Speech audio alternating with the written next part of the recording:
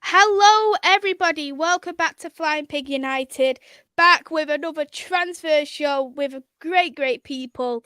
Eddy, how you doing? Yeah, it's I good think to I be caught you back off on. guard there. Yeah, no worries. It's good to be back on. We were on last time talking about the takeover, so yeah, it'd be interesting to get into some of the transfer latest. Yeah, appreciate you being the host again, and it's good to see the lads on again. So yeah, hopefully we'll have a good show. And big up the chat, of course. Everyone hit the like. Absolutely. Do exactly what Eddy has said. Hit the like, share, subscribe as well. Griffo, how are you doing? I am hot, but I am very good as well. I hope everyone in the chat's good. Jarvis, Eddy, Maisy, nice to be here with you again. Great to see you. I'm just wearing my Portugal shirt just because it gives me holiday vibes because I bought it on holiday. So, but I'm not as tanned compared to a year ago, unfortunately. Jarvis, lovely to see you as always. Good to see your smiling face. How are you doing? Thank you. I'm doing fine. I'm super excited to be on this show and do a great job today. And I hope that we can cover all the latest news in United, the never-ending story. It wouldn't be Manchester United without all the transfer news, is it? Like, never. We'll say hello to some people in the chat. First of all, though, just want to say big shout out. Thank you, Dutch Christ, for becoming a YouTube member onto Flying Pig United. Good, big up to yourself. Thank you very much for doing that. On the Head Football Live, thank you for coming in. Hope you're out well. Same with Bummy. Thanks for coming in. Hope you out well. Mohammed in the chat. Good to see you, Mohammed. Thanks for coming in. We all sending Flying Pig his love.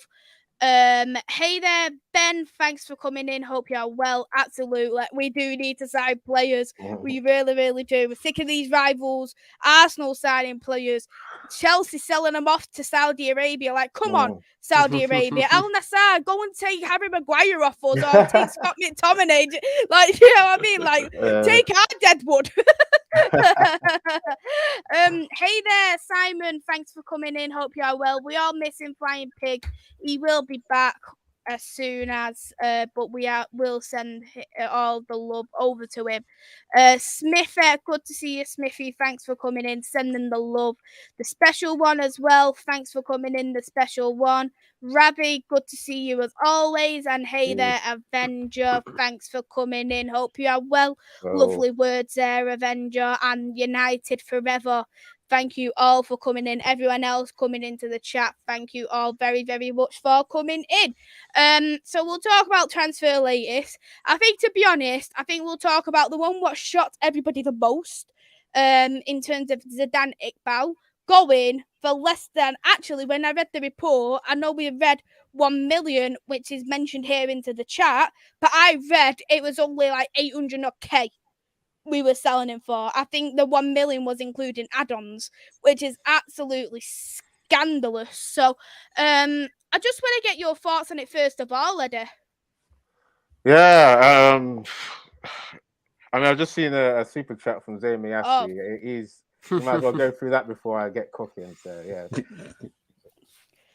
Thank you very much for that super chat. Really means a lot. Fly Pig will absolutely love that. Timber, Gundo, and Rising coming. Saka goals for England means we challenge again. Hope Fly Pig is okay. Well, let's hope that Arsenal don't challenge for our sake, let's just say. And hope the Champions League is too much. Yeah. So I read that last bit that Zane's saying, hope Yeah. Flying Pig is okay, of course. Yeah, big up to everyone giving the best wishes to the Don. But yeah, Zane's mentioning people like Gundogan. Like, obviously, with our team's trajectory, it's not like we can get like a Gundogan from a rival, but it's like we need that kind of profile of player. And for me, Iqbal, like I remember seeing him in some preseason training. He was looking sharp, looking like he was, having the fitness. He was paying attention to the drills. I remember seeing like clips of him in the academy, and he showed like he had some flair. That's what we need as well in midfield. It's like we shouldn't just have passes. We should have people that can have a bit of flair, can carry the ball, And Iqbal's shown that at academy level. I know it's just academy level, but if you show potential there, there's always the opportunity for you to grow that under pressure of the playing in the actual top level.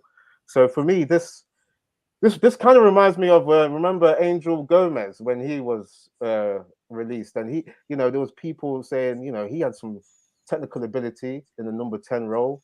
He had some skills. It was just, I think it was a worry of him being a little bit too skinny and small, things like that. But we've seen players that have balled out. I mean, I think people are saying that about Iqbal as well. So maybe, I remember there's a Brush. I'm in a chat with Brush. He's a Man United fan. I'm not sure if he's been on this platform, but he was saying Iqbal looked malnourished. And it's like, obviously, as a youth, he could be bulked up.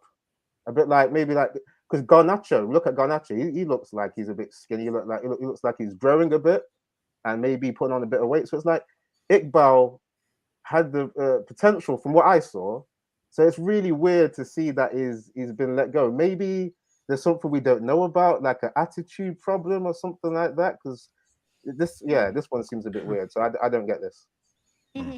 Yeah, I agree, and I just want to say thank you again for the £1.99 super chat. Really means a lot. Ivan Toner incoming January for us. Looks like a lot going for Arsenal at the moment. I just want to, as well, everyone in the chat, get your thoughts in about Zidane Iqbal leaving Manchester United. I can understand. I've read some things people saying maybe he should have gone out alone, because I know we've already mentioned a bit on this physicality, but you look at, for instance, David Beckham, very, very talented player. He wasn't the physical presence before he was that regular at Man United. One season there at Preston North End, real deal. Could we have really benefited from a loan, perhaps? But I just think, for me, especially with all the injuries Manchester United has had this season, you could have at least fitted somewhere, even for the odd 10 minutes in the Premier League. And that's why I think, is there something there in particular? What, I don't know, was there something where in training he wasn't good enough? Was there something that maybe Ten Hag didn't rate him as much as we could have potentially thought? What's your thoughts, Griffo? Yeah, no, I think we definitely needed to integrate him in some capacity. I remember, I think it was his debut was one of the first games under Ragnick, wasn't it? It was that Champions League game where I think we already, or cup game or something where we already threw and he just played the youth players. He really impressed me then. And he's come on a few appearances here and there. It just confuses me as well, because I think if it was more money, I would get it to a certain extent.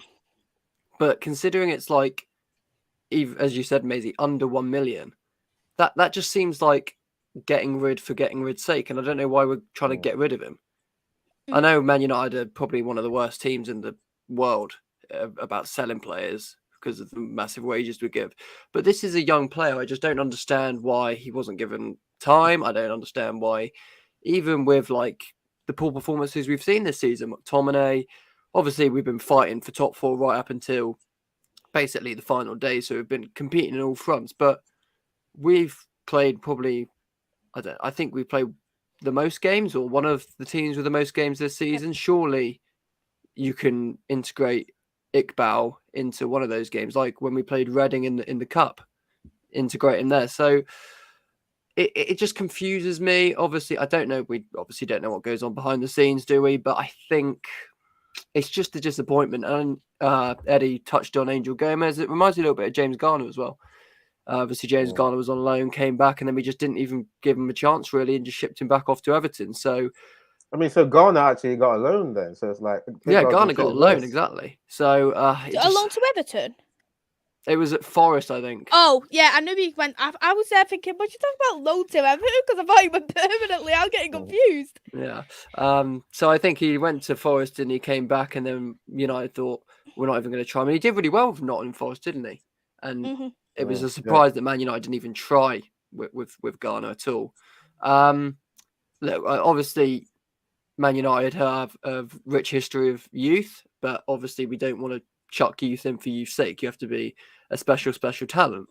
But how are you going to find out how these special talents if you don't give them game time? Garnacho was a good prospect in the youth academy and then shone when he was given the chance. Rashford probably wasn't even one of the biggest stars in the youth academy until he was given a chance, and then he's now one of our best players. So how are we going to know if these players are the future if we don't give them time? So I think it's disappointing, and I think the fact that we didn't give him an opportunity is probably the worst thing about this. Mm-hmm. And what's your thoughts as well, Griffo? I mean, Jarvis, sorry.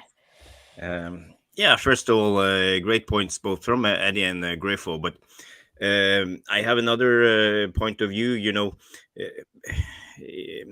Zidane Iqbal is a great player. He has exceptional skills when it comes to the ball. He's a little bit weak physically. I like what I like about his game. He has a good spatial awareness, so he can stand with the back against his goal and receive the ball and just turn the shoulder and pass his man. He's really good at those kind of things, and he plays simple football. He plays effective football with a great technique. So, but the thing is, when you play a central midfielder, it's a very difficult role to play. There's extremely few youngsters who play in that role.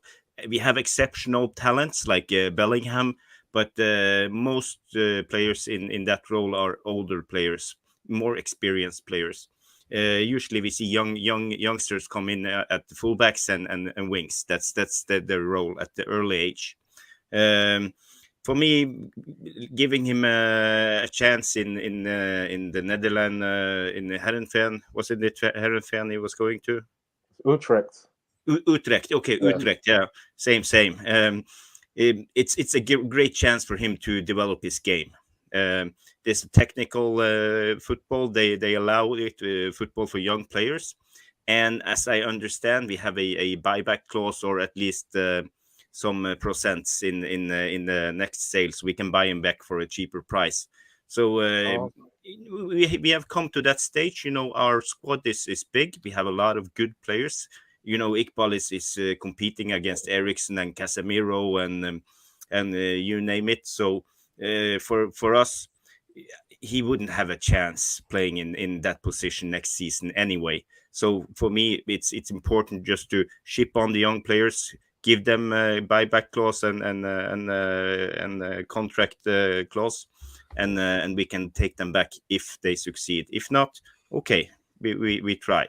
That's my point. Yeah, that's a good point. Amount, sorry, what's the buyback clause amount? It wasn't. I don't think it was a buyback clause, but it was a percentage of the next sale. So if it's like 35 or 40% in the next sale, if we buy him back, we will get him 40% cheaper. I wouldn't hold your breath, to be honest, because Man United buying players back hasn't really gone well over recent years. So yeah, Griffo, I was just gonna say, because like Pogba came to mind, where I was like, you seen how much we bought him back for, and then we just didn't even sell him on the second time as well. It's like, how bad can Man United be with, like, you know, transfers? But just another thing as well before we carry on, Jarvis, you were saying like how he wouldn't be able to get into the midfield, but then Griffo was saying like, yeah, this season gone by, we were playing some of the most games of anyone in the division, and we were, you know, we had people like Eriksen running on fumes. He got injured as well. I'm sure that if we kept it down, there would have been, you know what I mean, there would be some games, because like Ten Hag wants to win every game, so I assume we'll be playing a lot of games in the next season too. Yeah, and that's a good point, Eddy. But the thing is, when it comes to football in I would say real life, it's very hard talking on young kids. You know, we can destroy their career putting them on in a high level game. You know, do you remember what happened to Eriksen against Andy Carroll, for example? Yeah. You know, it's a grown man's game. So we got to be careful with the youngsters, and you know, we don't want to ruin their confidence and ruin their career completely. You got to take it step by step. That's why we always have to be careful with the best talents. There's only a very few, like 0.1% who can do this. It's like you have the Bellinghams, you have the Garnachos, you have some of the super talents, but most of the people who will come around and be great footballers when they have the experience, they need time.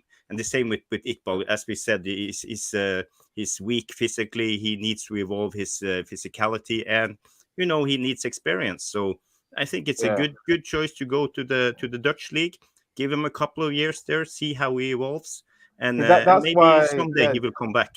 Yeah, Jarvis. That's why I thought it would have been good for a loan, because they play that football there, where go there for a season. You're learning total Dutch football, how to pass and move, all that kind of thing. I'll say this last thing.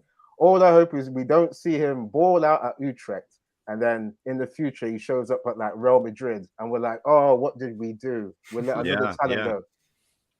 But it's the way they do it in the modern game. For example, Martin Ødegaard.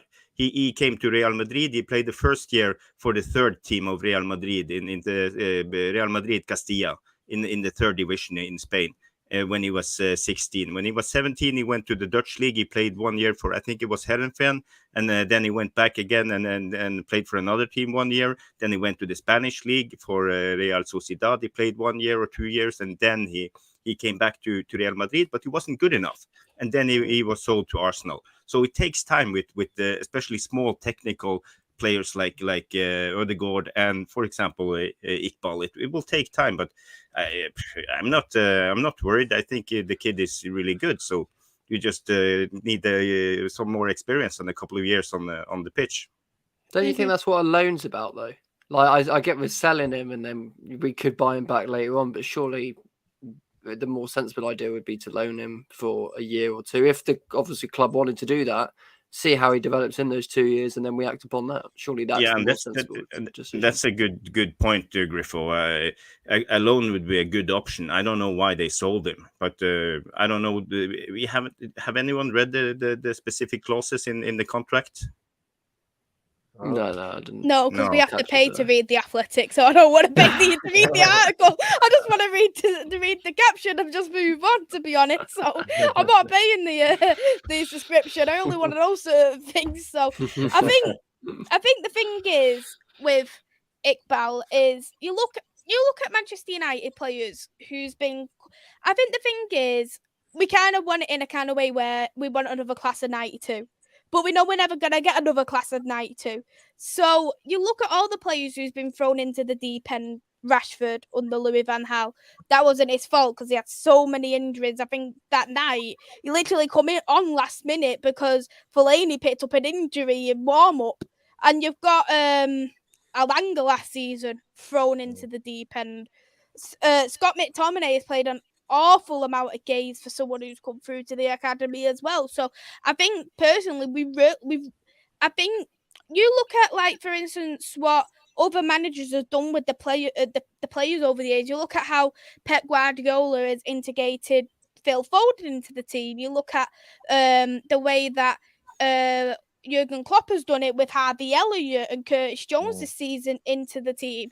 I think the thing is we haven't had that at Manchester United at such a long time. We probably, when we see a young player, I think we just automatically get excited and think this player needs to play. I don't know what your thoughts on that is. I mean, if we look at like the climate, we have people like Fred and McTominay in there. That's why we're screaming. I mean, in my opinion, that's why we're screaming out for just like anyone else to upgrade. So I mean, we have had like sporadic bursts of people from the academy, like you've mentioned, like Garnacho, and there's other players. It seems like it's been like one player a season, like we had Greenwood.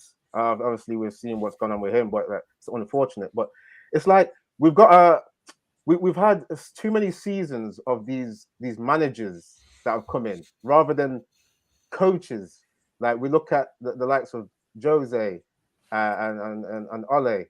They're not really coaches. They don't really have that tactical nous to improve certain players. So we can see that's why we've not really had a real enrichment of talent coming through from the academy.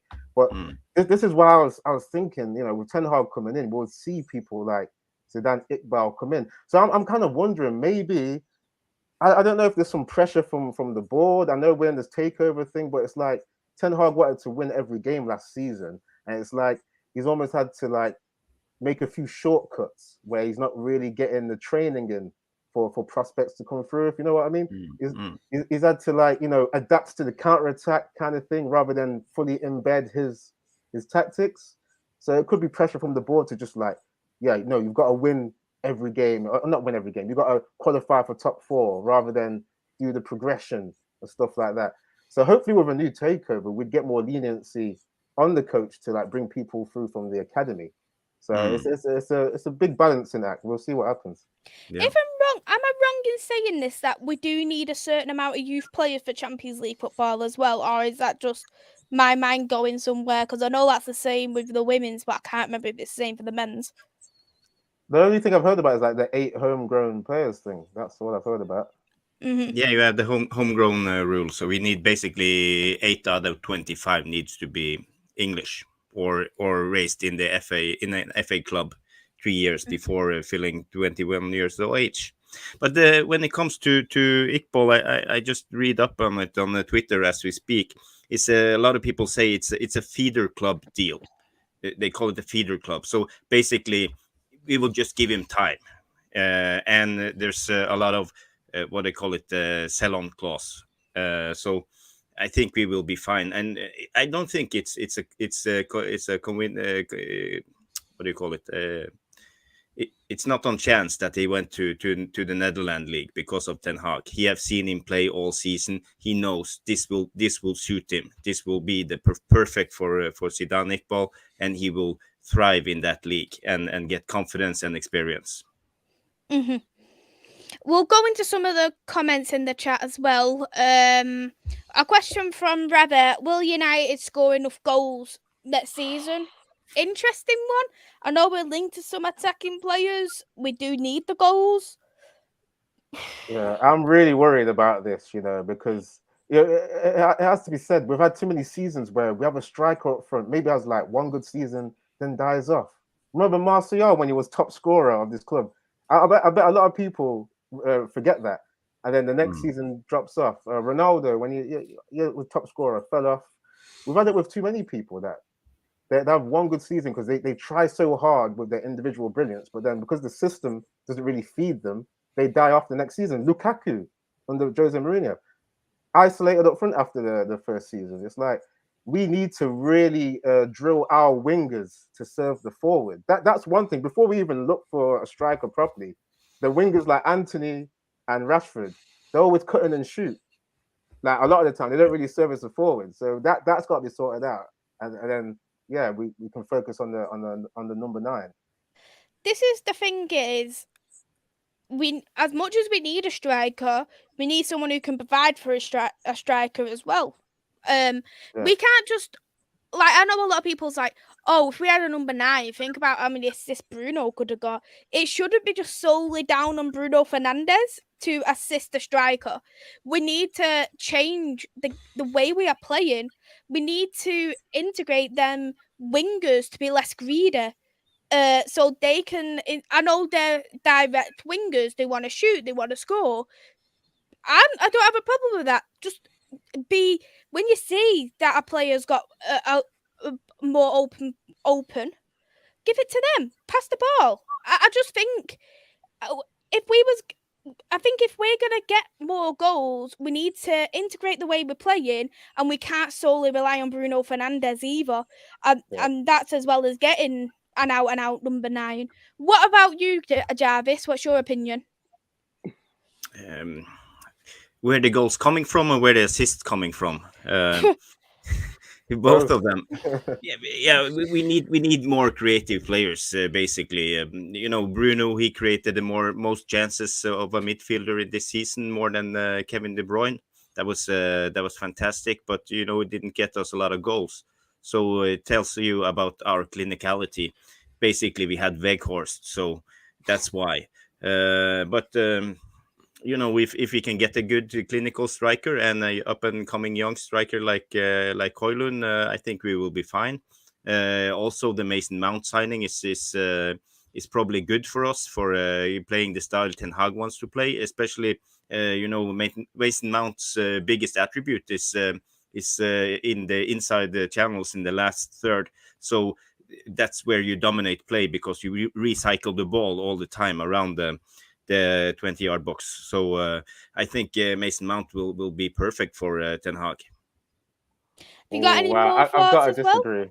Oh, you disagree? Let's go disagree on the Mount thing. Like, Okay, no, I agree with what Jarvis is saying in like, when we're in that last third, okay, and he's direct. I'm just worried about when we're in other phases of having to like, build from the back or, just control the ball in midfield and get possession. He just seems like, what fans have said before is like kind of like a Bruno type where he is just trying to create chances rather than do like the little intricate link up play or carry the ball past players and then play like an easy pass. I'm just a little bit worried that Casemiro will be isolated in that midfield whilst Bruno and Mount are trying these hero balls. Like, I don't see Mount, and Mount's not on form as well. Like we've seen, he's not really on the upward trajectory. It's like another player that Ten Hag's got to awaken. I was saying this before. I don't know. I'm not sure about the Mount signing. To be honest, like, I actually wouldn't mind the Mason Mount signing. I think for me, it's gone very toxic at Chelsea. We all already know that. I actually had an argument with someone on social media because they was trying to say Chelsea fans love Mason Mount. Because apparently I had an unloyal football player on my profile picture because I was saying that one of our women players was loyal. So they were arguing me about Mason Mount. And I said, this is the thing is with Mason Mount, it's not going well at Chelsea. He's been dropped onto the bench. He's been for the past, apart from this season, he's been very consistent for all many years. He was crucial in that derby. Who should have really got promoted. And I just think for me with Mason Mount, I don't think it's just him who's been bad. I think the whole squad itself has been very bad. And just as I would say Manchester United fans do it, Chelsea fans do it as well, where they'll find them individual players to scapegoat. Like they've scapegoated Conor Gallagher, who I also think is very poor this season. Yeah. We've seen Mason Mount, who's been scapegoated. We've seen Koulibaly, Chalobah. We've seen a lot of people who's been scapegoated in this Chelsea team to the point where Topoli's getting a lot of stick. And I just think for me is when it gets to that point for a player, the best thing to do is to leave altogether, go to a completely different club, start again. And I think when you've seen a lot of players who hasn't done so well, they seem to thrive, especially when you look at Ten Hag's Ajax play, especially the second team. The way he played, he had 2 10s in the pivot and he had Casemiro as the lone defensive midfielder, and I feel like that's the way he is going to play it. Unless if Anthony was injured, he'd move Mason Mount to the right wing because Mason Mount also has that experience as a right winger. Yeah, that's possible. I'm just worried with that, like playing the 2 10s because I do remember it did work when Ten Hag did it with Man United at Stamford Bridge. If you guys remember. We did play like really high press football there. It was Casemiro holding. We played Bruno. And I don't know if it was Ericsson as the other 10. But I remember it was 2 10s because I heard the commentators were saying it too. But it's like that was a bad Chelsea side, right? And then where's the other place that he's tried the 2 10s thing? It's at Ajax, where the the competition is not as ferocious as this Premier League. I'm not sure this 2 10s thing can work because there's going to be big gaps, isn't there? Like, who's going to be helping Casemiro? I remember saying on the last show, if a centre-back is pushed into midfield to help Casemiro, maybe it works. But that's the only way I can see that working. The thing is, though, as well, Mason Mount could play as an 8, and he is known for dropping back as well. And Bruno's played well as an 8 when he has done this season. So I think either one of them could really drop back, because I actually think Bruno's best games this season as when he's played in the number 8 role. Yeah, I would say that as well. Like, he's got a lot of tenacity, hasn't he? Like, a lot of good work rate. It's just about getting some of the intricate passes right. That's what I'm worried about. With having like Mount and with having Mount and Bruno there, it's like, where's the finesse? I don't think Mount is got enough finesse for me. I'm really like, I'm sad that people like Kovacic, going to Man City for I think it was 20 million. It's like, that's obviously Man City have more pull than us right now, but it's like there's got to be that kind of profile player that can carry the ball as well. Because like, what are we going to be doing? Just always passing. Like, we need dribblers. Mason Mount for me doesn't carry the ball enough. I think we need some of that, as well as having a playmaker that will just pass, a guy that carries the ball as well. Absolutely. there were some more comments as well. Avengerous said Ten Hag clearly did rate Iqbal for whatever reason, but little money. And Raja has said he was a world-class talent, which is very, very interesting. Do you think, Griffo, do you think he had potential maybe to be up there with the way he played? What, Iqbal? Iqbal, yeah. I mean, we didn't see much of him, did we? But on the face of it, probably not. But I don't think we need to have a team of 11 world-class players and every single player on the bench being world-class and every single player on the reserves being world-class. It's not about that. Mm-hmm. You don't... It's... Yeah, no, he wasn't world-class, if that's what you're asking me, and it is. But could he again, be there? I don't think he'd reach, like, Golden Boy nominations or anything. I don't think he's quite that sort of footballer, but it's a player that I think if you put him in a midfield, you can trust, you can get consistency out of him much better than you can get out of Fred or McTominay. So again, it's just a weird transfer, but he's not world class, but I think the word I'd use is probably dependable. Mm-hmm. Darren had mentioned something in the chat, what I wanted to go into. We will take Timber from Arsenal, just like we did Lisiandro. You know what? That thought was coming into my mind today when I was seeing Timber was linked through, like it was released by Fabrizio Romano last night about Timber going to Arsenal. And I don't know if you've seen the pictures, but Timber twins, as I like to say, because I actually am a big fan of Jurriën Timber's twin, Quinton Timber, who actually won the league at Feyenoord. I think is absolutely superb. And both of them was at the FA Cup final to watch us. So it's very interesting. Do you think it could potentially happen, Jarvis? Could we see an Alessandro 2.0? Yeah. I think so. I think so. I think we can see Timber in our club. I think our strategy at the moment is the same as we had last summer. We will just wait for the other teams to negotiate and get the price, and then we come in and just hijack the deal. We did the same with Malaysia, and we did the same with who was it? Was it? We had two deals. Martinez and Malaysia. Yeah. So I think that's a strategy from our club, and I have a suspicion we will do the same this time. But again, are we going for Kim and Timber, or what's going on? I'm not sure. I think Kim Min Jae's very close to going to Bayern now, isn't it? I don't think we're gonna raid Bayern Munich, because let's be real, like when we say this, Bayern Munich's one of the best teams in the world, and I think the way they're producing football and the way they are developing young players who are developing to world-class players, they make them to world-class players. Yeah, so Maisy, real quickly, I heard like one link of us being linked to Musiala. I'm sure that's like a really that's that's really big hype on that one, but it's like I would look. Come on, Musiala plays like one of these guys that you just go into the courts in like an amateur kind of setting and just dribble. That's what he was doing at the last was it the World Cup? The way he was dribbling, like I mean, people like Kimmich as well. It's like we should be trying to get players like this, but obviously they're champions, right? We're trying to come on an upwards trajectory to challenging. So yeah, it's like Bayern Munich are not going to be selling any players like that to us, are they?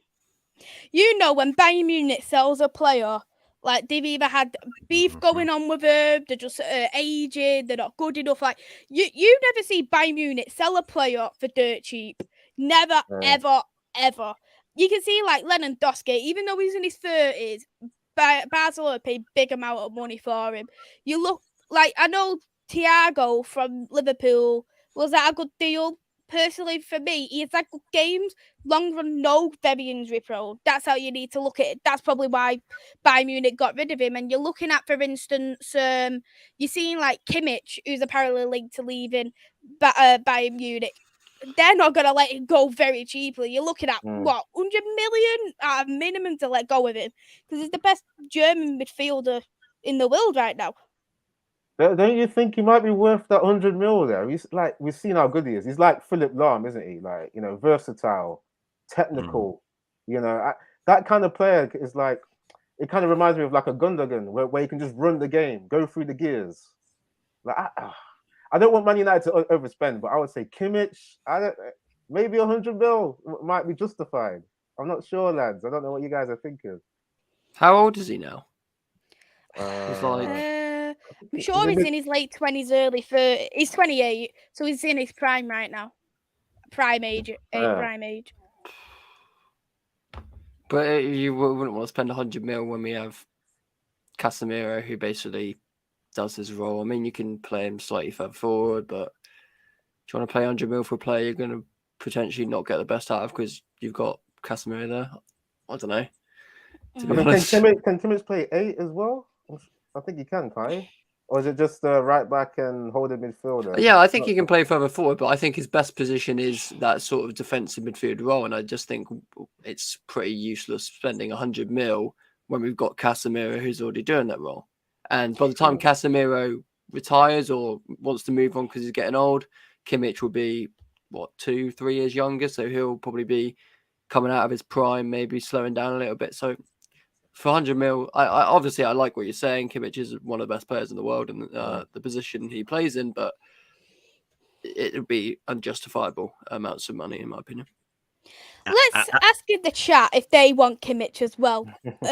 See what people say. What you're going to say, Jarvis? Yeah, I would take Kimmich in a heartbeat for 100 million. No doubt. He's one of the best midfielders in the world. He's so technically gifted. He knows how to control the game. He controlled the tempo of the game.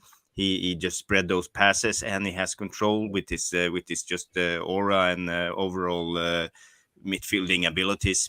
And I could actually see Ten Hag putting Kimmich in the deep lying playmaker role and playing Casemiro in the 8, for example. And we have seen this season Casemiro, he can operate as an 8. He has scored a lot of goals and he's good going forward too. So when you just release those shackles as he had from Real Madrid and this year with this United team, because we don't have any defensive bones in our other midfielders, I think Casemiro can do an excellent job. He's a super good footballer, and Ten Hag he can do a lot of stuff. And we saw it with suddenly when he played Luke Shaw in a centre back, he was brilliant as centre back, and no one thought of playing him in a 2-line centre back. It was done earlier when we played the 3-5-2, and there were 3 centre backs, and he was the left one, but not alone. So I think Ten Hag has a lot of brilliant thoughts and opinions when it comes to football. I think Kimmich is a luxury player there, isn't he? I think he's sort of the cherry on the top of the cake that we haven't really baked properly yet. I mean, we don't have a striker. We don't even know the goalkeeper situation if De Gea is gone. We need to prioritise those positions, and by the time we do that, we're probably not going to have enough money for Kimmich. I think Kimmich is a player that if you're a Man City, then you can go, okay, he's a luxury player to add on this already established team. United are less established, obviously, than City, so I just think we wouldn't do that yet. But that's just my opinion. Griffo is just not on the Kimmich train, man. I mean, saying luxury, don't we usually say luxury for like attacking midfielders? Like they're usually the guys. Luxuries anywhere around the pitch. Come on. I mean, my last point on this: Kimmich is he's a core player. He will run that midfield, like Jarvis was saying. He will. I just have pictures of him linking up with Casemiro. The football intellect they would have between each other to organize the midfield, to have the energy. You know what I mean? I reckon Kimmich could be like the number 8, even if Casemiro is not pushed forward. Casemiro could be holding midfielder, and they could possibly interchange, if you know what I mean. Like they have that versatility. Yeah. So for me, he's a dream signing, but I would say, you know what I mean, if you had the chance to bid on him and get him, I would say Man United do that, because our midfield is bad. If we sort out that midfield, come on, man. We have a big chance of competing against these other teams that always come and outplay us in midfield. We get outplayed by too many teams. Okay, Eddie, I'll put it like this. If we could spend 100 mil on a goalkeeper, Kimmich 100 mil or 100 mil on a striker, I know that's not like realistic or anything, but just in this ideal world, would you still go Kimmich out of those 3 options? Sacrificing the striker for 100 mil or the goalkeeper for 100 mil? That's what I'm saying. Obviously, Yeah. Kimmich is a great player. I'd love him at United, but I think there's priorities where goalkeeper and striker are more than Kimmich. I see what you mean, and I think he's a great player. But I think in the perspective of our transfer window and our squad at the moment, I don't think Kimmich is that top priority that you go just spend 100 mil on instantly without any regard for any other position. This is why we need that takeover, Griffo. That big Exactly takeover. all comes back to that. So we can roll like Todd Bowley. I get what you're saying, Griffo. We can't have it all. And when it comes to a player like Kimmich, he's a luxury player. Yes, I agree. But would I take him? Yes, but we have several options. You know, you have De Jong, you have Barella, you have a lot of good deep lying playmakers who can come in and fill that role. So he's not a priority. Yes, I agree, Griffo. I'll just put my tears back in and think Kimmich is just going to be a FIFA signing for now. Let's just think of it in that way. Avengers on the Griffo train, though, we said no to Kimmich, too expensive. Slurp King has said I'd rather Kim than Timber. Avengers also said United need De Jong. I'm surprised that's not even cropped up De Jong. I'm really surprised at that. I don't think I can take another summon, to be honest, with De Jong. No, I can't take I really can't take another De Jong, to be honest. But I is surprised though that De Jong isn't linked to us, just because, to be honest, if I heard him linked, it's to the point where I probably wouldn't even have hair, because he's literally annoyed me to the point where I know it's not him personally, but I just think it's just been messed around now. And if I hear another De Jong link ever again, I'll go livid. I'll go spare. Yeah, I think that ship has sailed for me. Like, I just think of the analogy of when, you know, you're in your personal life and you're trying to get you know, a girlfriend or a boyfriend. It's like when you're asking them, you know, to go on a date to a certain place, they say no.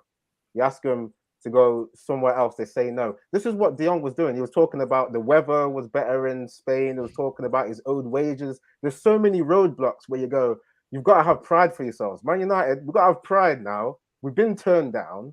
We've got to move on. I would have loved De Jong. We've seen what when we played them in the Europa League, we saw what De Jong can do. The kind of, you know, press resistant, carry the ball. Well, come on, it's too messy. We wasted half the transfer window on them, so we've got to move on. Most players said, by the way, United's budget is around to be 120 million, but we can't spend due to FFP rules. Even if we get new owners, we must sell first. One who is actually linked to be leaving as well is Fred, linked to be leaving to Fulham. We want 20 million for Fred, but Fulham want to spend 15 million for Fred. So, a little bit of a gap in the valuation again.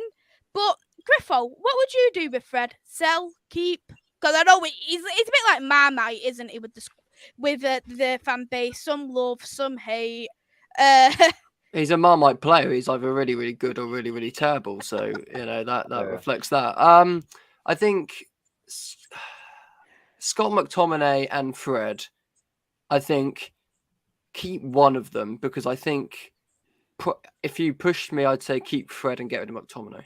If there's obviously people interested, because I think Fred's like, I see Fred a bit like Lindelof. I see Lindelof's never going to be our first choice centre back, but I think Lindelof is a very good backup centre back in case we have injuries or we need to bring him on for a game or two. I think Fred's that sort of player, and like I said previously, you can't have a squad full of world-class players at any club. Even Man City don't have a squad of world-class players, you know. So I think Fred is one of those players that I would personally keep, only on the basis that we get rid of other players like McTominay. But I mean, I've seen more interest in Fred. I'm not sure if there's any concrete interest in McTominay. It seems to be hit and miss on that topic at the moment.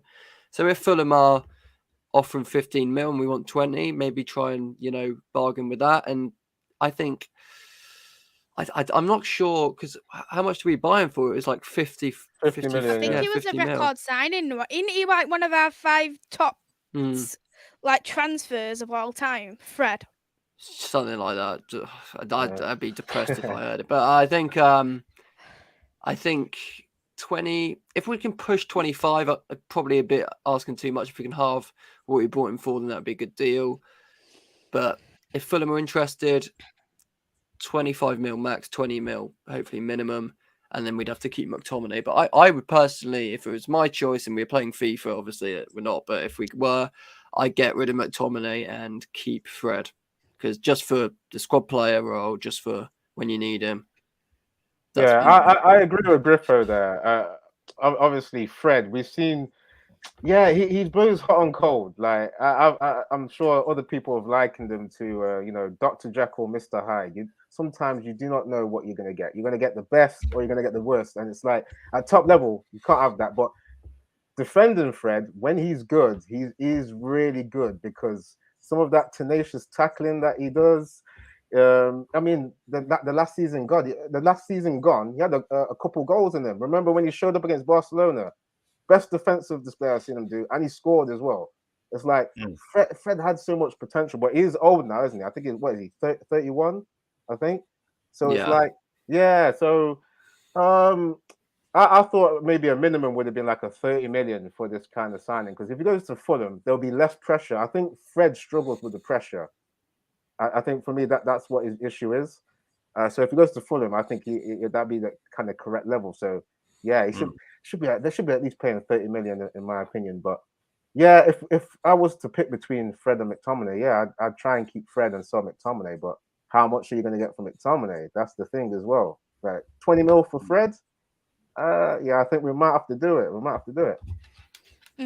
I absolutely love Stephanie's comment here right now. If Fulham want Fred, ask them about Paulinho. Need to start doing smart business like we're used to. I absolutely love Paulinho, by the way. Like, I'm literally like one of Paulinho's biggest fans out here. Like, I absolutely adore him from the Sporting days. I'd happily take him, and they got him on an absolute steal. And I think for me, with Fred, I actually don't mind Fred. I actually think, though, you look at Fred, when he has played his best, he has played in that 8 role. He's been fantastic in that 8 role. When he has had a DM next to him, when he's been with Matic, when he's been with Casemiro, that's when you see him at his best. The days when, if you ask me, back in the early days, would you keep Fred? I'd say no. Only because of, he wound me up. He was playing as a DM, because we didn't have a DM, so they put 2 box-to-box midfielders as a DM, open for the best, and it just didn't work. Just as I always say, Scott and Fred are a bit like a toxic relationship. They're bad together and the worst without each other. So I could probably say the same. It's about Scott McTominay now. He's worse without him. But I just think for me is I'd rather get rid of Scott. I actually seen big interest with Newcastle. Eddie Howe is a big fan of Scott McTominay. And I literally think, let's fleece Newcastle. Just fleece him. Like, say what, 30 to 40 million for Scott McTominay and he's yours. Like, I know he's not worth that. He's not worth a carrot in my eyes. When was that link established, though? This summer. This summer, I've seen it.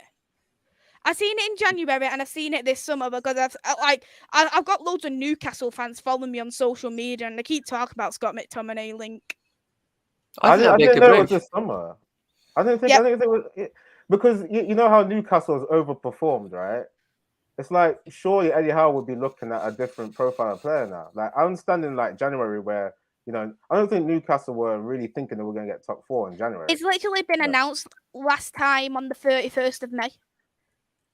Yeah, it's weird though. I'd say yeah, like you're saying, fleece Newcastle from McTominay. I don't know. He's almost like the same as Longstaff. It's like barely his average. So okay, yeah, take him.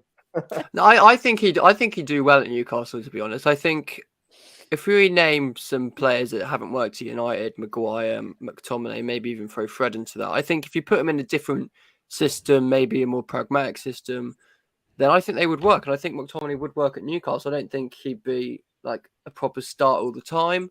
Maybe he would, I don't know. But he can play centre-back as well. Have you seen for Scotland? He's quite a good centre-back as well. So I don't know whether Eddie Howe might try and utilise him there. But I think He's not worked out at United. He's had some good moments, but I think if you move him on to a Newcastle, I think you could really see the best in him. Mm-hmm. What's your thoughts, Jarvis? Fred, Scott, which one are you getting rid of? Both. yeah, both. But to be fair, when we talk about Fred, he's 30 years old. 5th of March is his birthday, so he's 30 years old, and his contract expires next summer. So we have a choice this summer. We could rather sell him for 20 million euros, or wait next year and give him away for free, because we won't re-sign a 31-year-old Fred. So basically, if we want money for Fred, we have to do it now. We paid 59 million euros for him from Shakhtar Donetsk, and he's done his time and been a servant for the club. But now it's time to let him go. And I would basically say the same with McTominay. He's a passionate merchant. He works hard. I love the player when he's in form, but he lacks the quality to be a good midfielder in our team for us to be better, because we don't want to be third next season. We want to be better. We want to be second. We want to compete for the title. We want to compete in Champions League, and we can't do that with Fred and McTominay. We got to face it. We got to be honest with ourselves, and we can't be sentimental FC because they have been loyal servant and passionate merchants. We have to get rid, and we don't need to replace our bench players. We need to replace our first teamers. So so next year, basically, for example, Eriksen will be on the bench. We need to replace players like him, and he can come on and with his qualities. Dale said McTominay won't be missed. One less red card magnet in the club, the better. To be honest, I think us United fans were kind of hoping, I don't know if you've seen it, McTominay to be another Roy Keane and Erling Haaland. Like Alf Haaland situation. So that dream is gone. That dream's gone. Yeah. Yeah, it doesn't even start. So, there's some more comments in the chat as well. There's a comment here from Ravi, and I wanted to get your thoughts on this. Garnacho is good enough to play, start in the League Cup, FA Cup early rounds, but you can't wrap Garnacho up in cotton wool forever. United are going to have to start him more at some stage. Just wanted to get your thoughts on that for you, Jarvis, first of all. No, we don't have to rush it with Garnacho. He's a young kid. We have no rush with him. He's learning the game. He still needs to be better defensively. He needs to know when to press and when to just hold his position and cover the space.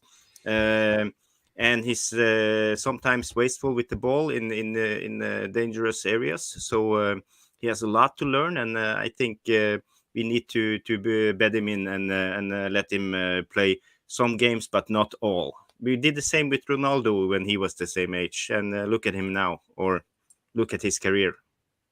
Mm-hmm.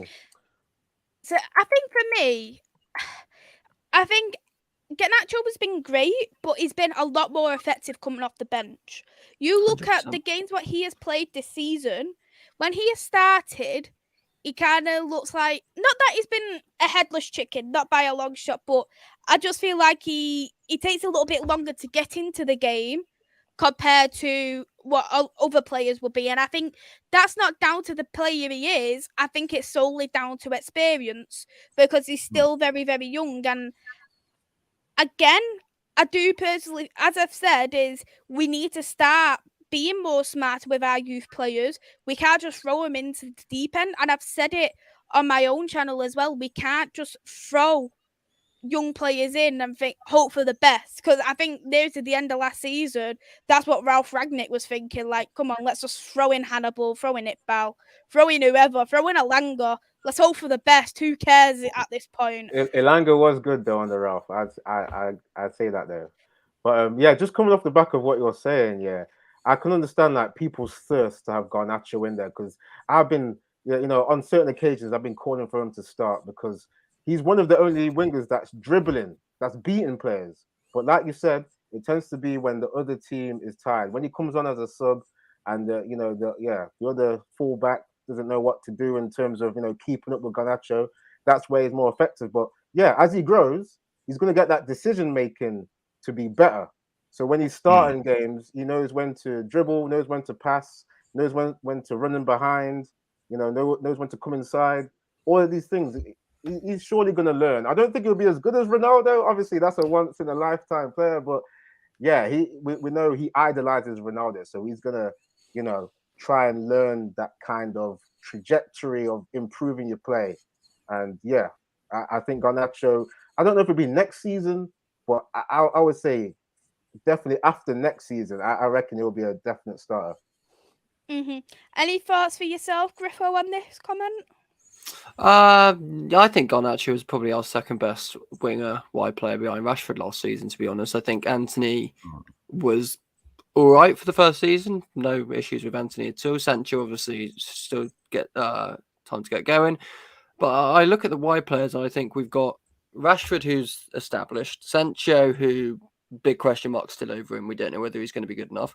Anthony, who it's all in the second season. Can he have a sort of Jack Grealish second season? Then you go to the youth and you've got Garnacho, who's probably our best youth player on that. You've got Ahmed, who had a fantastic season at Sunderland. And then you've got Palistri, who I think we should have seen more opportunities from. Yes. And then you've got Alanga as well. So I think I personally, I don't think we need to go into a transfer market to get a wide player for now, because I think that is a right balance of trusted players with Rashford, players that need that little bit more, Sancho and Anthony, and then young players as well. I think Garnacho is the top of that. I think this comment here, yeah, you don't want to overexert him. Of course you don't. I totally 100% agree with you, what you said, Maisy, about him coming off of the bench. He is the most dynamic when he is coming off of the bench. And maybe that's something to do with Sancho and Anthony not causing many problems for defences in the league. So Garnacho comes on, makes stuff happen, and that automatically makes him look good in comparison. But I think, yeah, he was our second best wide player last season. I think if he is still our second best wide player going into the start of next season, and if he continues to prove, that's only going to give him more and more game time, isn't it? So, yeah, obviously, we're in 4 competitions this season. We're going to need a lot of squad depth, and this is going to be a big opportunity to see Garnacho more often. And I think he'll really deliver, because I think he's a really good player. And final point on him, you have to remember that he's trained with Ronaldo when he was at United, and of course with Messi in Argentina as well. So he's sort of got, obviously, I'm not saying he's a hybrid of the players, but he's watched Messi train. He's watched Ronaldo training with these two freak, twice in a lifetime players, let's say. So I think, yeah, obviously he's not going to turn into the world's best ever player, I don't think, obviously. But I think for United, he's a very good player that we do need to protect, but we also need to use to our advantage, because I still think he's one of our best wide players, even at his young age. Absolutely. To our Lumber, thanks for coming into our Lumber. I think I will make a judgment on that season after I see all the signings and the window closing. Because right now it's all not done and nothing is written in the stone. Yeah. Darren has mentioned as well certain signings who he thinks is gonna come to United here. When do you all think these signings are gonna happen? Because we literally see, like, every single season it's the same. Signs someone around the start to the mid of July. Someone comes to the end of July and August. Oh crap! It's a panic buy. Like, we panicked here to get these players. And I'm gonna say, do you think it's gonna be that case? But I'm just gonna probably answer it and say yes, because it's Manchester United. But Griffo, when do you think the next first signing is gonna come in, and who? I think the first signing will be Mount, just because I think that's probably the transfer most further along right now. And I think that's a transfer you can probably do while the sale is still on a knife edge going either way. So I think that player will come in. I don't know if Darren's got inside scoop that Qatar have actually bought United, because I don't see Glazers or Ratcliffe buying all of those players in the first summer. So I don't know if Darren's got a little insider scoop there. But I think, yeah, I think Mount would be the first one. But when, it's all really dependent on what happens with the takeover. The longer the Glazers delay, the longer we're set back. I mean, we've already probably lost out on Kim Min Jae because we're slow. Even if there wasn't a takeover, we probably still would have lost Kim Min Jae. I think Glazers have this idea in their mind that they're living in the past, that Man United is still the best club in the world and players will wait to join. players have moved on. Players are very self-aware. They know that Manchester United aren't what they used to be, so they're not going to wait around to try and get that move to United. They're going to go to Bayern Munich, or Jurgen Timber might go to Arsenal. The longer we wait, the lower down the pecking order we're going to get with all these players. So it's going to be a difficult summer, I think. I don't think it's going to be a, wham, bam, thank you, ma'am summer. I think it's going to be a bit of a third, fourth choice summer. First signing, Mount, when? Throw a dart at a calendar. That's my guess, because I think that's probably the most accurate you're going to get, because no one knows when this deal is going to be done with the takeover, and no one knows when this transfer is going to happen. Yeah, I'm massively underwhelmed by what Darren James is saying there. I mean, yeah, Timber, but it's like we've got Varane and Martinez in there. Timber would be there to prop up those centre backs, right? And then Gravenberch, why has he not got into like Bayern Munich's team? I heard he's been wasted on the bench quite a bit. I know Ten Hag's worked with him before, but it's like, what? I'm getting Sabitzer vibes. Why has he not got into that first team? So a little bit underwhelmed with that. Hojlund or however you say his name. I've not actually watched him, but I've heard they're saying he may be the next Haaland, when Haaland's only 22, and people are saying he might be the next. You know what I mean? People are thinking like Haaland's been around for years and years, saying he's the next Haaland. But yeah, Mount. I've said my opinion on Mount as well. But yeah, this is to be expected when we're not getting the right, the takeover done. And we've still got Murto and Fletcher are the guys that we're relying on to communicate with the scouting network. There's a reason why we got Weghorst, isn't it, last season? So, yeah, I'm very. I think we have to wait. We're gonna have to wait to maybe next season to be really excited about transfers. I don't know about you guys, but this doesn't excite me. Those players, if we get them, I get that. I do get that, and I think for me, even like this season, like not all of them like give me that kind of flair. It was only Casemiro and Martinez who give me that kind of flair coming into the team. But yeah, I agree with that completely, to be honest, Eddy. And I do think the same with Gravenberch. He's linked to Liverpool, linked to Wars.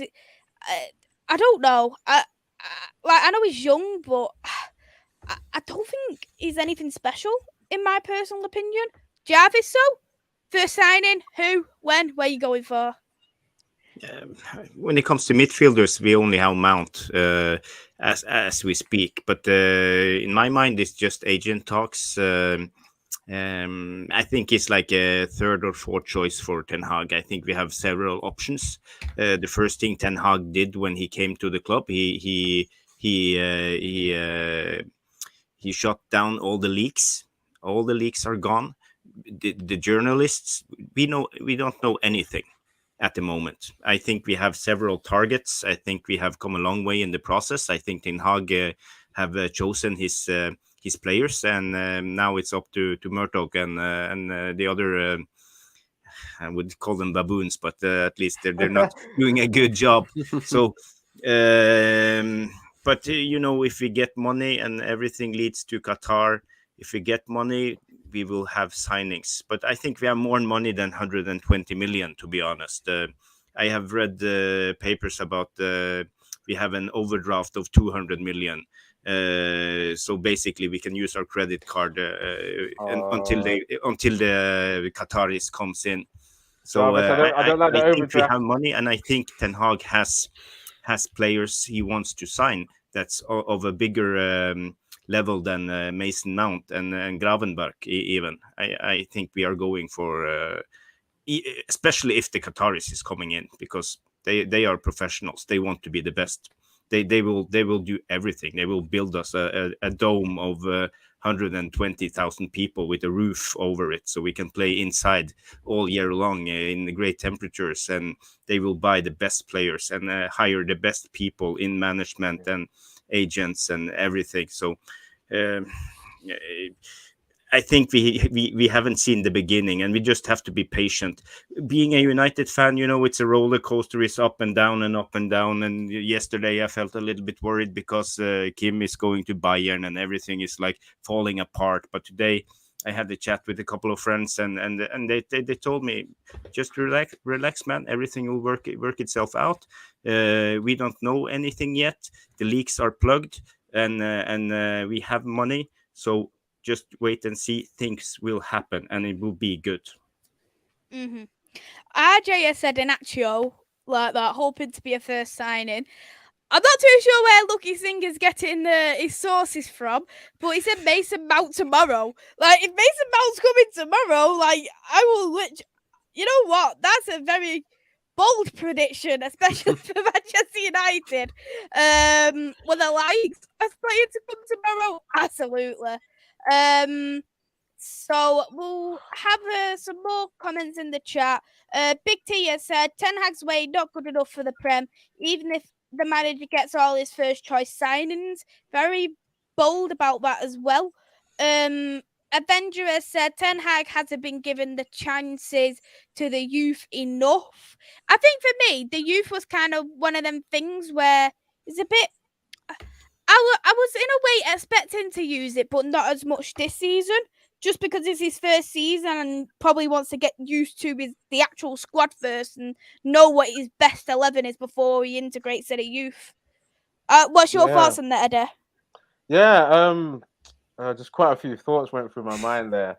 I would say, like, because of the pressure to perform at Man United and get results over, improving the performances must have been a factor of why he's not been able to, like, bed in a lot of the youth. Because we've seen, like, with Ten Hag at Ajax, that's one of the youngest teams to get to, like, a Champions League semi-final, but then he had a lot of time to be working with those youth players as well. And obviously with Ajax, less pressure there. So we can kind of see why when you come to Man United, you're just trying to get results straight away. There's another thing I was going to say. I would say with the striker, because we got in Weghorst, obviously it's easy to talk in hindsight, but I was thinking, would we have done worse with a striker from the academy? Charlie McNeil, instead of going Newport. Yeah. Because for me, like when I heard about Weghorst coming in, I obviously it's easy to say as a fan, but I just knew he wasn't gonna work. Playing at Burnley, that's your experience. It's like no, it's not gonna do well. We've seen how he's played when he was at Burnley, very slow, just languid. So yeah, I think in hindsight, yeah, we could have seen maybe at least a striker from the youth be given a chance. Madhouse, Mbappe tomorrow, my source says. I want to know who's your source, Madhouse? Is it Trust Me Bro? Or which signing link is it? He's opened the condiments cupboard and he's seen mayonnaise and thought that's my source. Quality. Absolutely quality. We can dream though. Can we dream? Let's hope so. There was someone who Rajat mentioned in the chat, and I seen that Jarvis was very happy about the name. So I just wanted to get a bit more insight about him from you, Jarvis. Oh, you mean Kakare? Yeah.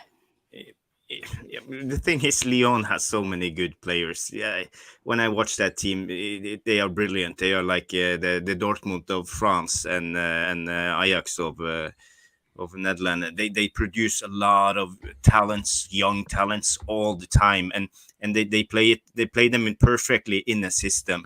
And when they sell the best players, they just chuck in another guy, and he will do the same thing. So. It's they had the Chelsea player Malo Gusto who just come from Lyon. They have another one who's called Johan Lapenet. No, yeah, I don't know. You can check out Johan something. Great midfielder who plays the defensive role with Kakare and Kakare and. I would like so many Lyon players. I haven't scouted Kakare especially, so I don't have many specifics to say about him, other than I know he's a good player. Have any of you guys seen him? I don't watch the French league, to be honest. I hold my hands up. I like his name though, Kakare. That's like, sounds. I hope he's a good That, player. it looked If- nice with like a shirt on the back. Like I'm Yeah. not buying a shirt like with the Glazers here, but like, having a Kakare on the back of your shirt, like it sounds cool, doesn't it? Going to a football game with Kakare on the back of your shirt, it does sound pretty cool. To be fair. I hope our scouts not thinking like that, just like looking at his name and going, "Oh, he sounds good. Let's try and get him." They're not. If they sign Weghorst with a name like that, they're not looking at the name and signing players. That's true. Oh, Madhouse. My source is someone called HP Ketchup. Very, very nice indeed. Let's see. So, Twisted has said, sell Donner, Maguire, resign, De Gea. Well, that's a couple of players that you could potentially sell. I'm gonna actually get it to use when I do say this is if you could sell 3 players from this team right now, who would you sell? It doesn't matter if you sold them all for the same price. It doesn't matter on the price. Who would you just sell in general? I'll go with you first, Eddy. So obviously Maguire for me has got to be gone. The fact that we saw him, at times when we were winning the Carabao Cup and he was just there to lift it as a captain, just like as a token, it kind of made me sick. I don't want to be negative, but it's like we got to get rid of like the token gestures for players that don't deserve it. So Maguire, McTominay comes to mind as well, obviously because we need better midfielders, and then a third one. Yeah, I think I'm going to go with the spine. So I've got rid of a centre back, got rid of a midfielder, and it's got to have to be Martial. Martial's been given. I don't think he's been coached enough, but he's had a lot of years here. We need to refresh, and the injury-prone thing, we can't get away from that. Even if you had the coaches around like Ten Hag, you're not going to coach people through having injuries. You can't coach injuries, can you? So yeah, Martial, Maguire, McTominay. Jarvis, same to you. Yeah, I have to agree with Eddy, Martial, but if we want money, we need to sell one of the first teamers in a way. And for me, I would try to sell Sancho. If we could get the 65-70 million for Sancho, and we can free up his wages, that would be good. I think he have had his time. He have shown that he's not good enough for our team. He has bits and pieces. He has spells with 2 or 3 games where he's good, but mostly he's underperforming. So for me, I would just say enough is enough. So if we could get 65, let's say, million, that would be okay for me. Same question for you, Griffo. Name the 3 you're going to be selling.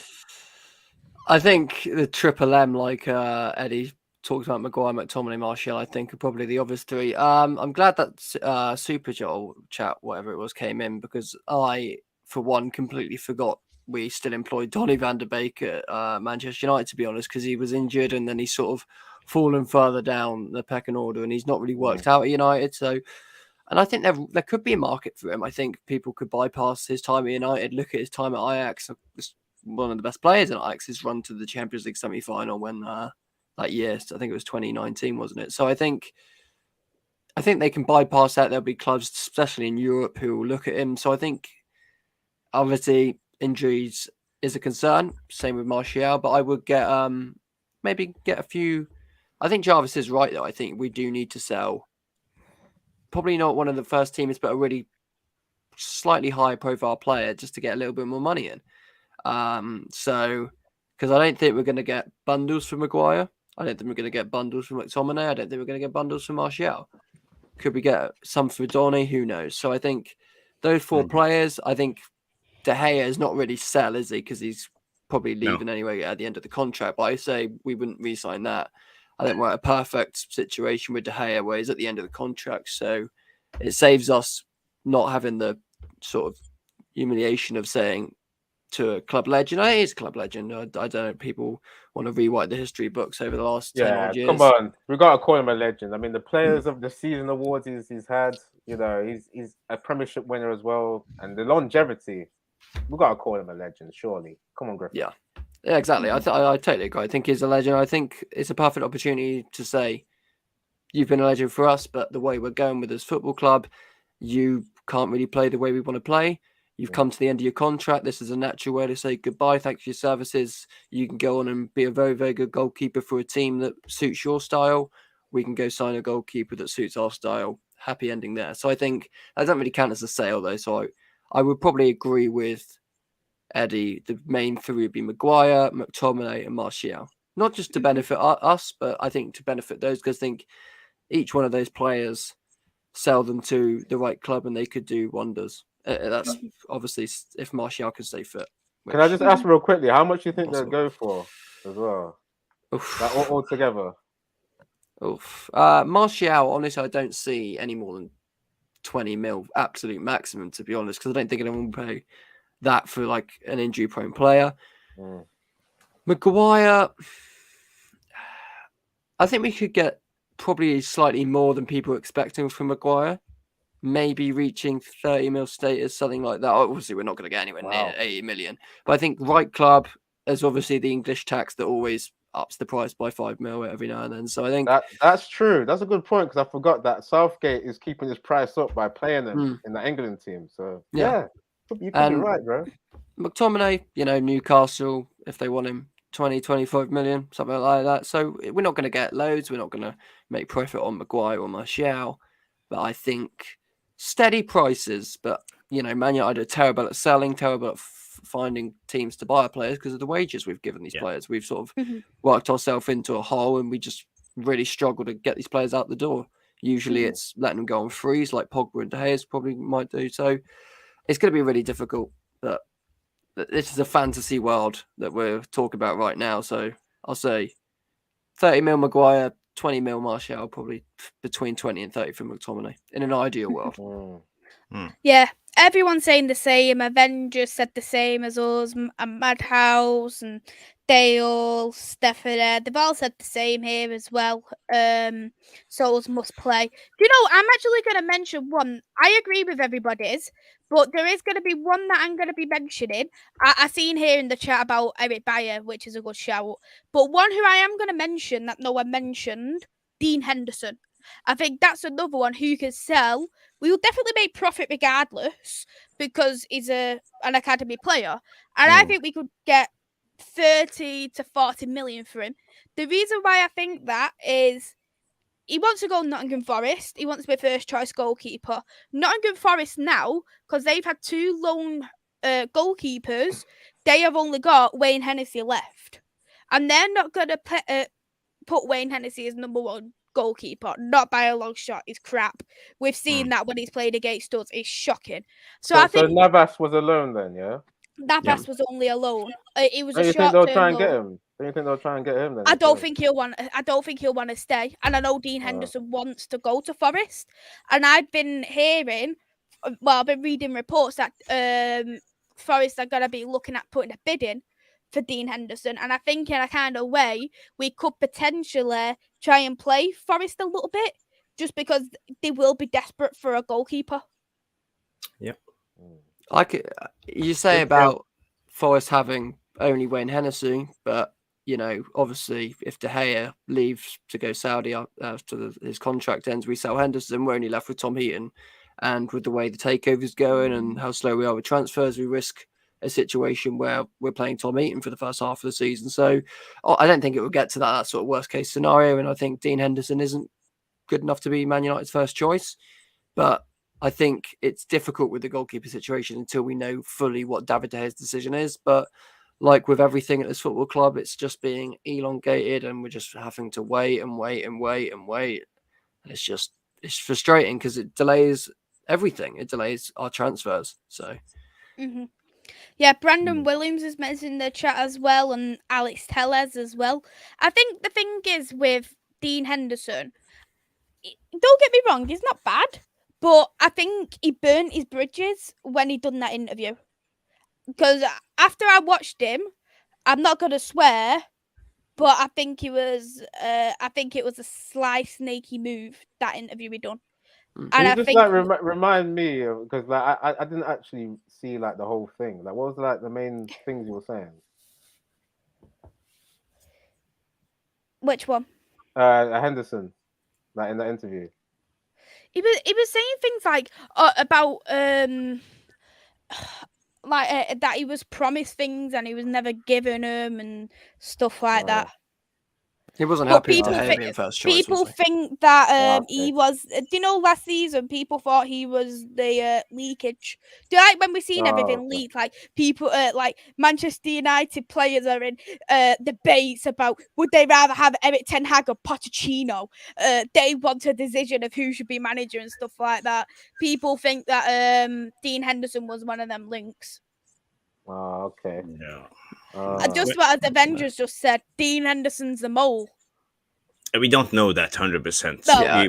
We had Pogba and Lingard and a lot of players, Martial, who wasn't happy with the situation at the moment. But for me, when it comes to Henderson, it can easily be fixed. It's just for him to come out publicly and say, sorry, I was young, I was pissed, I haven't played for a year. Ole promised me and I had expectations and they didn't fulfill it. So I was really angry.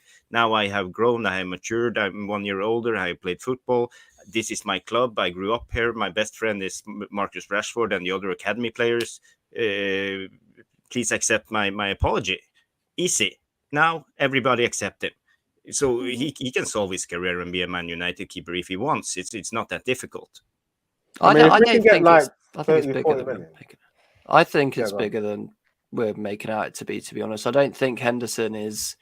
I don't think fans are going to jump on Henderson because of what he said. I think we're sort of used to Man United players coming out on social media with their apology letters and videos and all of that. I'd much rather him get given a chance to make an apology on the pitch. Perform well, play nice attacking football with his feet, good distribution, make good saves. What I've seen of him hit Forest and at Sheffield United when he went on loan there, and what he's been at United as well, I don't see him being a first choice goalkeeper for Man United. I think if Nottingham Forest is perfect for him, maybe slightly maybe further mid-table club, maybe like a Fulham or something. You see, that's what I was thinking, Griffo. That if we can get that 30 million or something for this kind of player, that would be just like a steal because there's a reason why. I mean, I don't think Nottingham Forest will get him because there's a reason why they took in Navas, wasn't it? Yeah. After they got Henderson, so He was maybe another injured. team. Henderson got injured, yeah. So right. So yeah, I would look to sell him for that amount. Yeah, it's a perfect player to sell. Sorry, but again, if we sort of sell Henderson without thinking about what's happening with De Gea then doesn't sign the contract, and then all of a sudden the priority becomes a goalkeeper, and then we lose out on strikers. We might lose out on a Hojlund. We might lose out on other strikers. It's another problem. So it's a balancing act with what United are doing at the moment. And again, everything comes back to the takeover and that taking forever. But I think Henderson is probably the easiest one out of all of our players to sell because I think Forest are very interested. I think Forest will end up paying what we want to pay. So it's probably uncharacteristic of Man United to sort of get an easy sale and Henderson's there. So I would personally sell it, but we have to be careful with one eye on our current goalkeeper situation at our club. Yeah, and it says here in the chat, Henderson won't play for United again. I literally seen this comment here, what I'm going to put on, and I was literally giggling in the inside from Dale. All taught the I've got a mole on my bum. Like, Wait, what just happened? I just had to get it up because I couldn't. I wanted to laugh on the outside, and I didn't want to laugh when one of you are talking because I didn't want you to think I was laughing at you. I was just laughing at what Dale was saying. I think he's clicked on the wrong link. I think his doctor sent him an appointment link, and he might have clicked on the stream by accident and a bit overshared that. Kieran said in the chat, next season we'll win one title, even the Premier League or the Champions League. I like your optimism, Kieran. I really, really do. I think we're dreaming, aren't we? Still, we just gotta remember we gotta play football first, right? We're still combining counter attack with possession football. Like we need to know our identity, man. We just need to keep grounded. Nah, they give it to him. Give it to him. Let's be optimistic. On that optimistic. level as well. Are you dreaming? The Premier League next season then? Yeah, let's do it. The Let's go total. for the quad. Like, Yeah. let's just do it. Let's Quad. go. Oh no, Dale, I'm sorry, Oh. but I'm not getting that second. I'm not getting your comment up now. That's too Oh, far. That might be worthy of a sin bin. It might have to do it. Yeah. Wow. I'm sorry, but that's just too far, Dale. I can't get that second comment up. But You gave him encouragement, Maisy. This is your fault. It's your fault.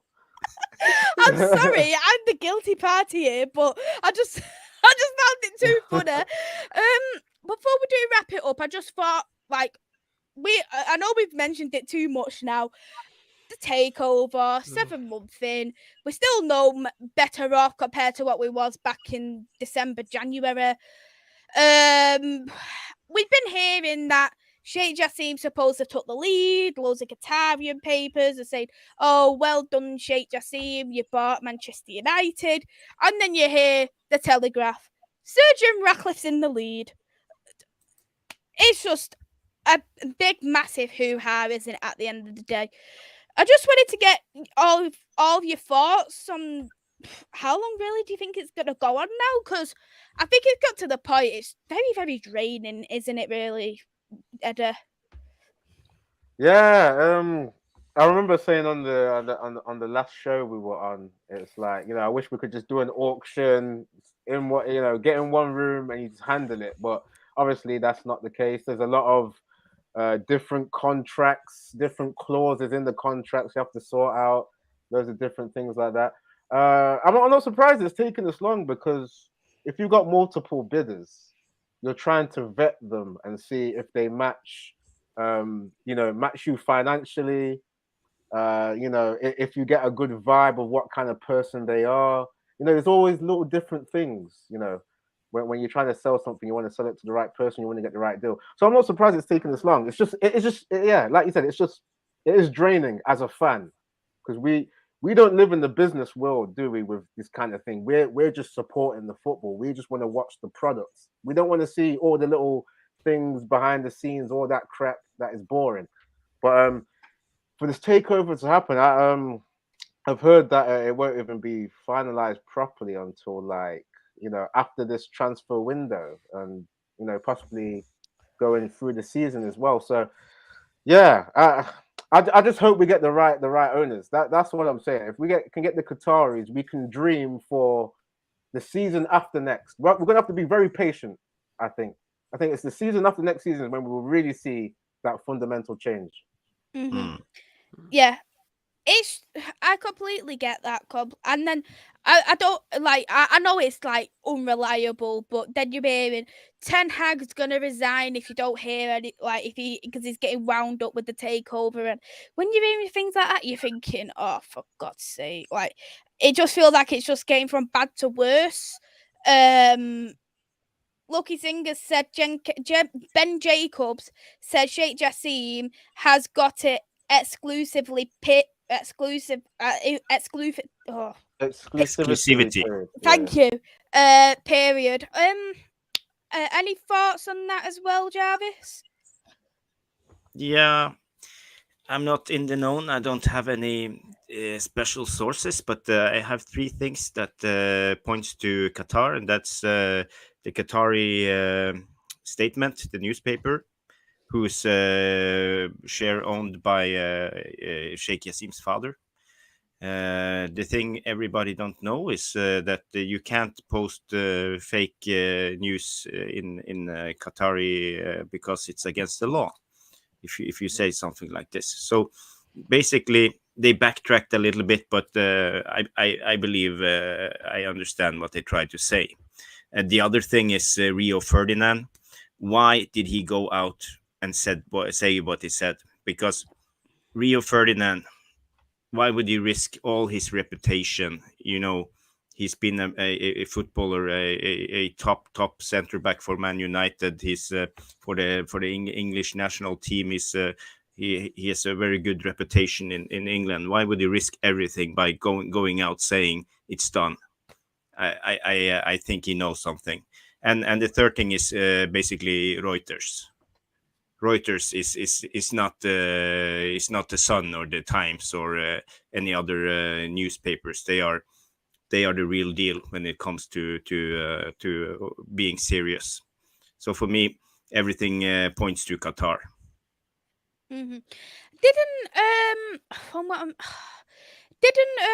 If I remember clearly, Griffo, that Sheikh Jassim had to speak to something about the 92, and he's took over the director role as well as a colleague of his.